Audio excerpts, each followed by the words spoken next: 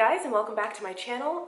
Unfortunately, I was having a little bit of technical difficulties while I was trying to film this video. I had construction going on outside of my window, and all other types of things just descended into madness. Today's video is a comparison between three bags. These are one bag that I currently own, that is the Givenchy Antigona Mini, two bags that I got in at work. I'll be doing a bag tour in comparison on two of these bags and comparing them to the Givenchy Antigona Mini. In my opinion, I feel like these three bags sort of occupy the same space within a wardrobe and within a collection. So I do think that if you are considering something along this line, then hopefully this video is helpful. So please enjoy. First, we have the Mini Givenchy Antigona. This is a bag that I actually do own. I have it in the shiny box leather in the mini size with the crossbody shoulder strap. This is the smallest out of the Antigona line, and I've had this now for almost 1 year. Next bag in the comparison is the CELINE Nano. I have this in, I want to say it's showing up as like a neon yellow-green color, and it's more like a Chartreuse in person. With all of these lights and everything, it really exaggerates how bright the color is, but I adore this color and I don't even like neon. It's called the Nano Luggage. It is the only size of the Celine luggage line with a shoulder strap. This is the smallest of the Celine line, and I believe this is a pretty recent collection. Maybe from 2018 or so. And lastly, we have the Mini Fendi Peekaboo in smooth olive green leather. This one has one single handle, adjustable crossbody shoulder strap, and turn lock closure on either side. This is a bag I've had for almost 1 entire year now. I already have a review on it that I will post in the description box down below if you would like to see it. Ultimately, it's still in the same condition as when I bought it, so good news there. But this is one of the very few mini bags that I have in my collection. At one point early on in my handbag buying career, I also did own this bag in the Dune color. I reviewed that one as well as unboxed it. So all of these, so both of the reviews for these bags will be linked down below in the description box. Let me just grab the other one. And this is another one that I actually have had my eye on. I think it's super cute and it's a very, very popular style. So with these three bags, I find that these three bags, it's hard to hold them. Okay, is that? So I find that these three bags sort of fulfill a similar need in one collection. So today's video, I'm going to be comparing all three of them side by side and picking which one is my favorite. By the way, I do want to note as a very important disclaimer that these two bags I do not own. They're not part of my personal collection, and since I do work in the industry, I do have access to them, and I'm only using them sort of as a bag tour. I did own this bag once previously, years ago. Again, I've done these bag tour videos before. Hopefully you guys find them useful, but I'm not able to say whether or not these are good to carry because since I do not own them, it would not be cool of me to just walk around with them and experience them out in my daily life. That wouldn't be cool. So first, with the Celine Nano, I'm going to give you the exact specifications. This bag measures 8 inches across by 7.5 inches tall and 4 inches wide. It has a approximate 3-inch strap drop from the top of the opening to the bottom of the handle. It is just long enough to fit your hand through, not exactly all the way to the crook of the arm. As you can see, I have pretty small arms and it doesn't really go much further than, I guess, my forearm, but the point of this is not is not to hold on the crook of your arm. So we have the long shoulder strap that is not adjustable. The shoulder strap measures 43 inches approximately in total length. Divide that by 2 and you will get the full strap drop. So we have a zippered opening, and it opens up to matching suede interior with one small thin slip pocket in the back of the bag, as well as, of course, the zippered pocket here in the front. There's also this little tab here that I believe is designed to hold your sunglasses, although I've never seen anyone actually do that. This bag has been made since at least, I want to say, about 2012, and it retails at $2,700 for an all-leather model. Next, we have the Fendi Mini Peekaboo. Here I have it in the smooth olive green leather. It has gold hardware, an adjustable and detachable shoulder strap. So it opens with a turn lock closure on either side. There's one handle. So this bag measures 9 inches wide by 7 inches high and 4.5 inches wide, making it just slightly wider than the CELINE Nano. The main difference being that it is segmented in half, meaning that the items that you put in are going to have to be a bit slimmer and more narrow in order to fit inside. I'll get into that a little bit later. The strap drop measures about 3 inches as well, just like the CELINE, but it is able to go a little bit further down on the arm, so it's a little bit more comfortable to carry that way. Like this one actually makes it all the way down to my elbow, as you can see. Let me just stand up real fast so you can see that. This isn't comfy, but at least it does go down here. Like it feels like it has a resting place, whereas the CELINE Nano does not. Yeah, it's much more comfy to hold it on your arm for the Fendi than it does the CELINE. I don't feel arm claustrophobia when I put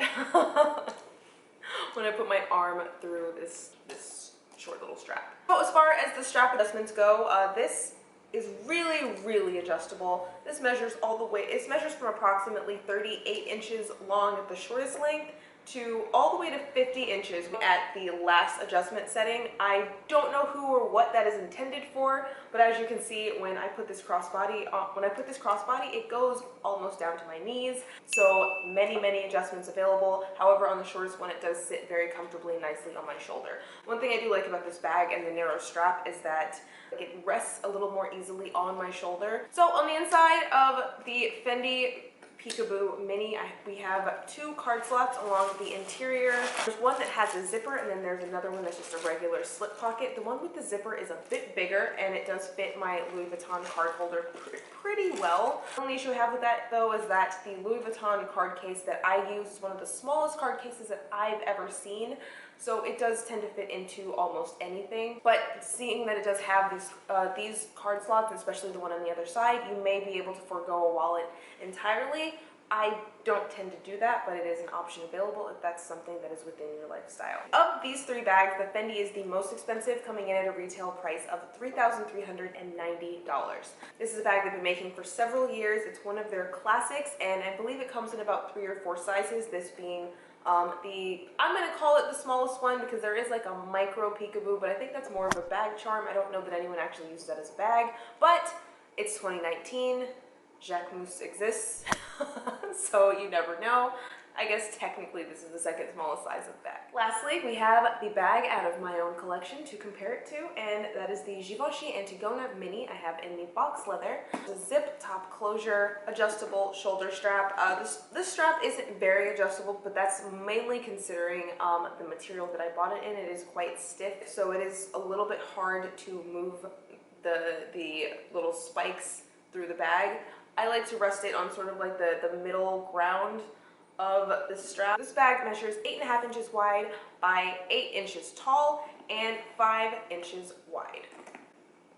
Their strap is on either side. There's 2 handles, zip top closure, and there are 2 banks of pockets on the interior. So there's one flat slip card slot and the other one is like sort of ruched, so you're able to fit things inside that are a bit rounder. I like to use this for maybe my large Fenty lip gloss or maybe my Advil tin or something of that nature. I don't know how big EpiPens are, but I feel like that might be able to fit in to this little pocket. The main difference between this strap and the other 2 is that this strap is supplementary. The strap is proprietary only, unfortunately, for the Givenchy Antigona.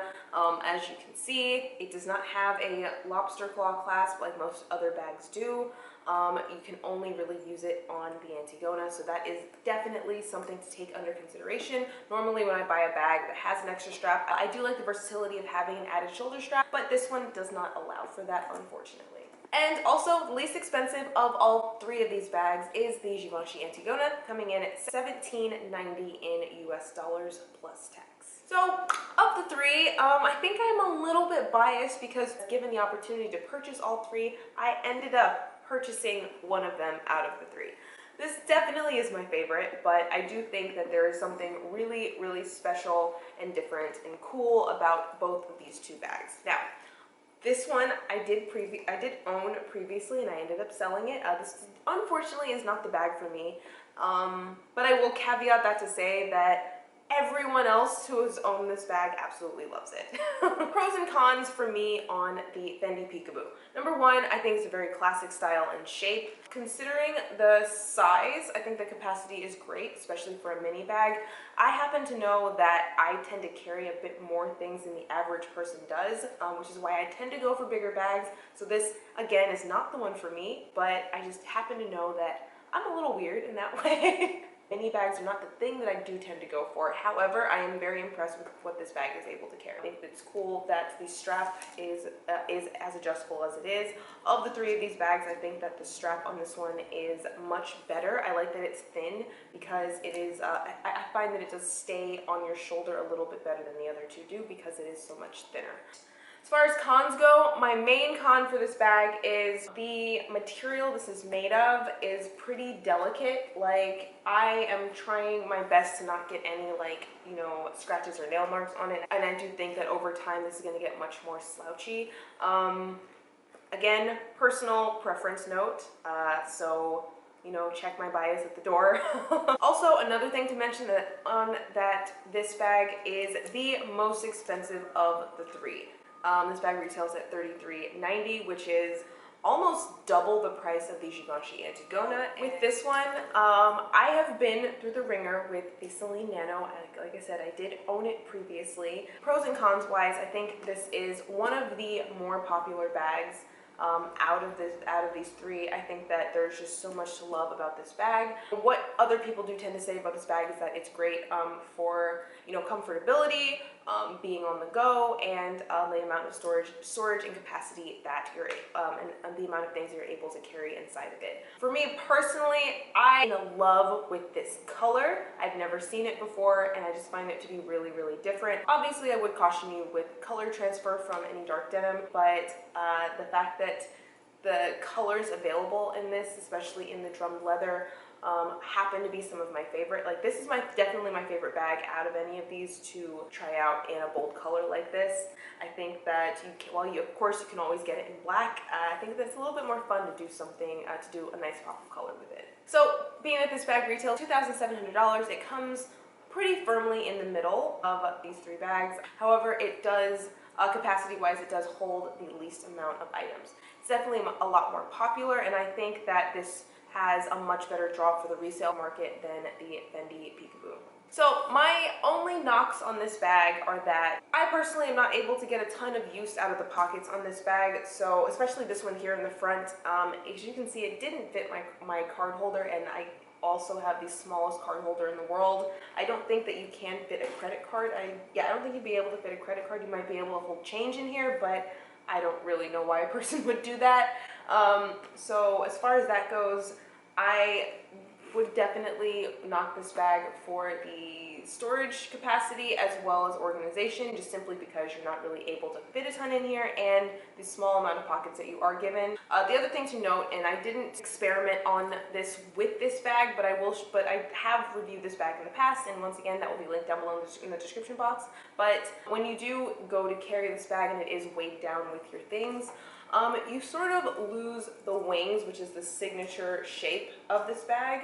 Hopefully you can see that. You lose a bit of the wing structure of this bag once you weigh it down with your items. That may or may not be something that you will take into account if you go to purchase this. I happen to really like the wing detail, the wing shape, and the fact that you lose it once you actually go to carry this by the shoulder strap, which is kind of the only way to carry it. That is not something that I love. I like that it has a very simple zipper closure. For me, the Fendi one it just seems to be a little bit more fussy than I would like. I like things, you know, pretty simple, and I like that this has a very simple zipper closure. Last but not least, we have the Givenchy Antigona Mini, my favorite. First of all, I love the structure of this bag. I I really happen to love the structure of this bag. I like that it has a large capacity. It is the widest of the 3 bags. Unlike the Fendi, which comes in between width, this one is segmented right down the middle, whereas this one is completely open. This gives you the most by way of pockets and organization, as well as the zipper closure is very secure. So there are a couple of cons on this bag. My zipper can be a little bit like resistant, I guess. I mean, it can be pretty smooth, but it isn't really easy to get in and out of this bag. Also, it has that like really tight clamshell effect. So when you do it, and it also is a little bit of a black hole. So you do kind of end up fishing your way around to find your items a lot of the time, and it doesn't open up very far. Now, that's something that a lot of people have commented on about this bag, but I don't really tend to notice it so much anymore. And the other thing taken under consideration is that this bag is the least expensive of the 3. This is the one that definitely has stolen my heart. I will say as well that I definitely prefer this. I pretty much only like this bag in this colorway, whereas I think that the variety of the Celine and the Fendi lend themselves to look a little bit better in different colors as well as black. Like, I've seen this in a lot of other colors, and I find that it just, especially with the structure, I feel like it lends itself to being, it lends itself to box leather much more so than some of the other leathers out there. Both of these come in a variety of different colors. I think I've seen this one before with like fur. I've seen this one with sequins and all kinds of stuff. So there is a lot more fun to be had, I feel like, with both of these bags. Honestly though, that is why I bought this, because I didn't have a plain black bag. But if you do feel like you have a plain black bag represented in your wardrobe, then I would definitely consider trying out something fun, maybe a pop of color in one of the other 2. Okay guys, so I hope that you enjoyed this video. I hope you enjoyed the eye candy we got from both of these bags.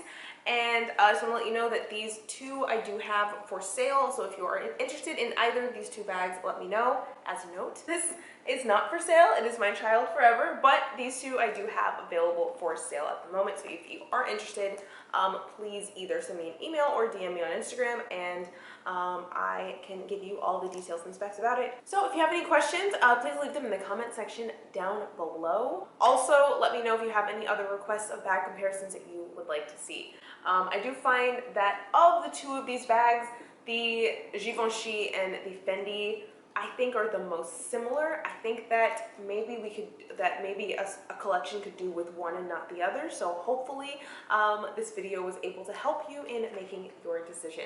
Comment below if you have any questions about these bags, and I will let you know the availability of them in the description box down below, as well as the 2 reviews that I do have posted of the Givenchy and the Celine. So I hope you guys enjoyed this video. Subscribe if you haven't already, and I will see you guys in my next one. Bye!